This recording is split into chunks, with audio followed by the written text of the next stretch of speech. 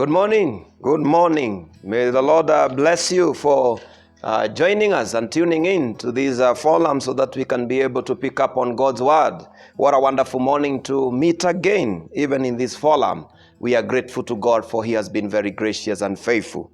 Today, Wednesday, a special day for us, a day of prayer, a day that we continue to commit ourselves to prayer, supplication, petition, and also a praise that we stand on behalf of others, and also not only that, on behalf of many other issues that concerns us, on behalf of our country, on behalf of the Church of Jesus Christ, on behalf of men and women that have needs. Even as we bring our needs to God, we also bring along our brothers and sisters who have different needs. And therefore, this morning, I would want us to set us apart for prayer. And then after that, we can pick the word of God for today. And I know that the Lord will continue to bless us. But even before we pray, I want to encourage you, brethren, let us not grow weary of doing what is right. Let us not get tired of seeking the face of God. You know what?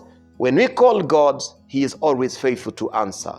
Yesterday, we remember we had Jeremiah being told by God and be encouraged by God that he need in the book of Jeremiah chapter 33 and verses 3, that call on me and I will answer you and I will show you great and remarkable things that you have never thought about, issues that I'm going to teach you about, the things you need to know that are even hidden in secret about your future. You know what, brethren, why we should pray is because we know that God is the one we depend on. And therefore I want to encourage us. Let us not grow weary. Let us continue to be strong. Let us pray that the Lord will renew our strength and our resilience so that we continue to seek the face of God and to remain in God's presence, and especially in a place of supplication. And God will always reward even our commitment. Let us also be willing to sacrifice some of the things that we love. You know, fasting is not only not eating. You can be able even to decide that you're going to keep away from some few different things so that at least you can be able, because there's people even who have conditions in their health, and sometimes they cannot keep away from food,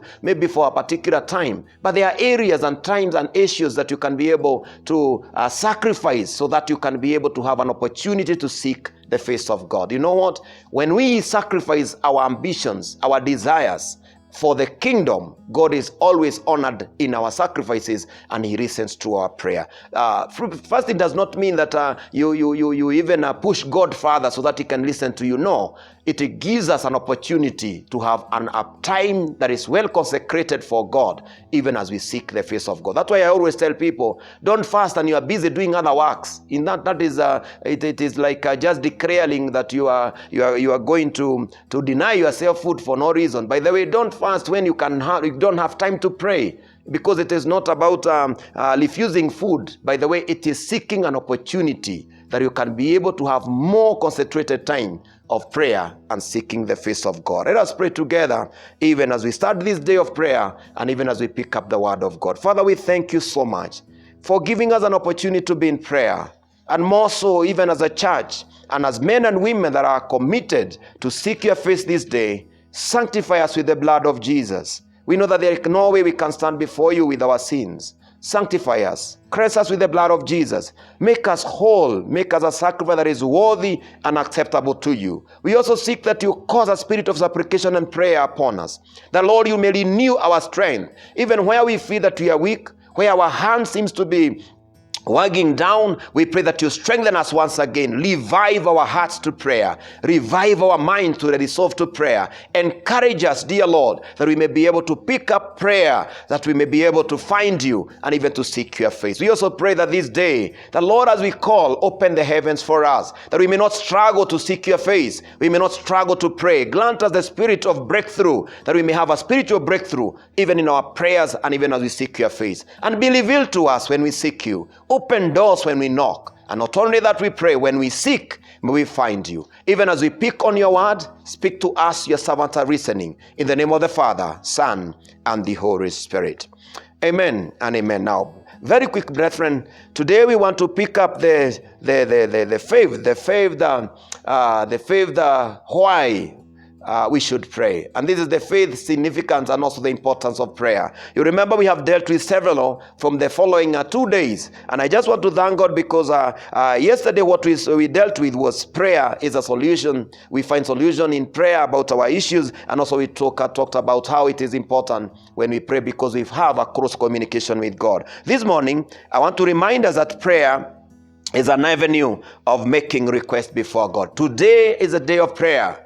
And if there is a greatest opportunity we have ever been given by God, is the opportunity to pray, because through prayer, we are able to make supplications before God. In other words, we are able to make our requests known to God. And therefore prayer, why we should pray? So that we may let God know our needs, our predicaments, our challenges, our anxieties, and even our visions, and the things that we desire from Him. And He has made it open through prayer that we can be able to come to Him in prayer. There is somebody who sang a song that I love. We say that when we are pushed from every side, we should remember to pray. What a friend we have in Jesus, that every time, even when we call on Him in prayer, He answers us. And He says there is no one comparable with God, because God is the only one who does not only listen to our prayer, He does not only have time for us, but also can do something about it that is not humanly possible. And therefore it is important to know that prayer is a place of supplication. Let me support that in the book of James. In the book of James chapter 4 and verses 2, this is what James encourages the church. He says, you want what you don't have, so you scheme and kill to get it. You are jealous of what others have, but you cannot get it. So you fight and wage war to take it away from them. Yet you don't have you don't have what you want because you don't ask it from God. That is an amazing argument. That he says that sometimes why we are scheming and trying to kill other people and to rob from them, it's only simple. Because we desire what other people have. We become jealous about our brothers and sisters and how they are progressing. We even become uncomfortable about the success of other people. And you know why we do all that? Is because we have failed on the place of supplication before God. That what we are supposed to do, not to be jealous, not to think how we're going to tamper with other people's success and how we're going to stand between them and where they are headed. Not even to scheme on how we can pull them and pull their legs. You know, there are people who are very busy sometimes. They never allow anybody to grow wherever they are and near where they are, even in their offices. There are people that God has blessed us and you have position of authority and leadership in big offices. You are CEO of a group, or even you are doing business and you have been given the position to be the team leader. But you know what you do? Every time you are seeking to bring people down, even young guys who are coming up, you bring them down. And you know what? Why we do that is because we fail on knowing where blessings, success and victory comes from. And he encourages the church that keep away from this kind of wars. Keep away this kind of jeers and pains.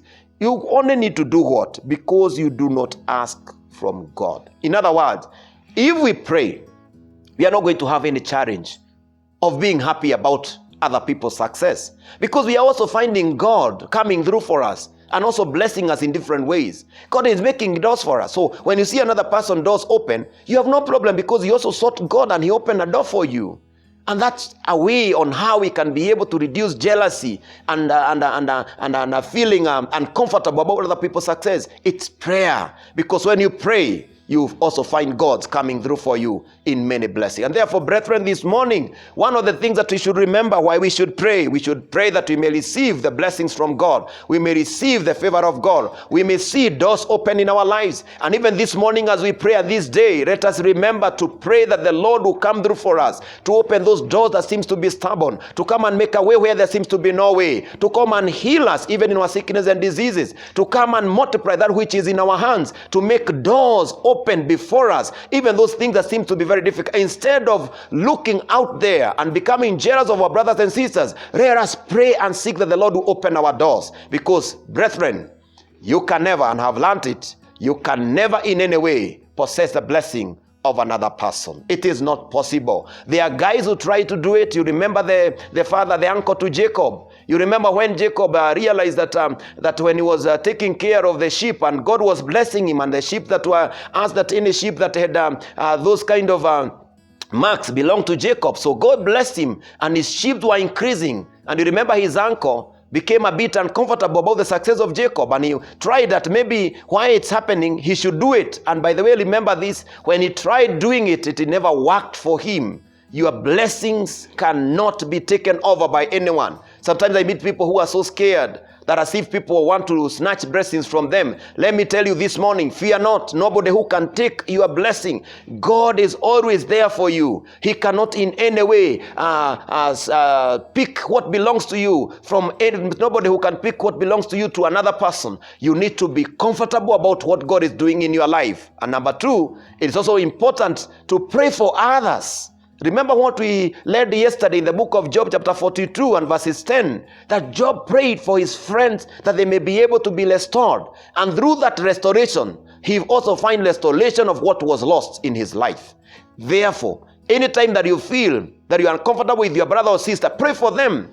Pray that the Lord will continue to shield them and guard them, and consciously that blessings will be multiplied in your life, because God is a faithful God. Now, number two, today also, the sixth reason why we should pray, I want to remind you that we pray so that we can promote the kingdom of God.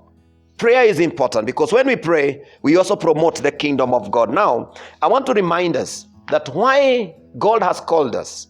One of the important commissions that we have, in fact, we call it the Great Commission, is that we may be representative of the kingdom of God here on earth, that we may go forth out into the world, so that we may be able to attract men and women to the kingdom of God, the ministry of reconciliation, that men may be reconciled back to God himself. You know, there is no other business that we are here as Christians in the world today is to be the light of the world and the salt of the world. And remember Jesus cautioning the disciples that if the salt loses its tastiness, it is good for nothing. By the way, it is important to know, for us to be important, to be noble and variable in the kingdom, we must continue the work of reconciling men, either through the actions you do, sometimes not even taking the Bible and preaching, the way you lead your life, the way you deal with people, the way you go through for people when they have needs.